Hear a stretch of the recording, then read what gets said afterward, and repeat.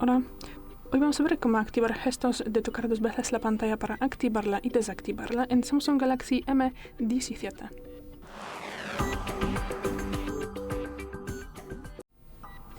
Para esto, pasamos a los ajustes, y luego tendremos que bajar y buscamos la pestaña Funciones avanzadas. Ahora abrimos la cuarta posición, Movimientos y gestos. Y ahora, aquí tenemos dos gestos que vienen por separado. Podemos también usar solamente uno de esos. Y bueno, esta posición activa doble pulsación para activar la pantalla y esta para apagarla. Y bueno, luego podemos salir y vamos a ver si funcionan. Y sí, funcionan. Gracias por el vídeo, danos un like y suscríbenos. Hasta luego.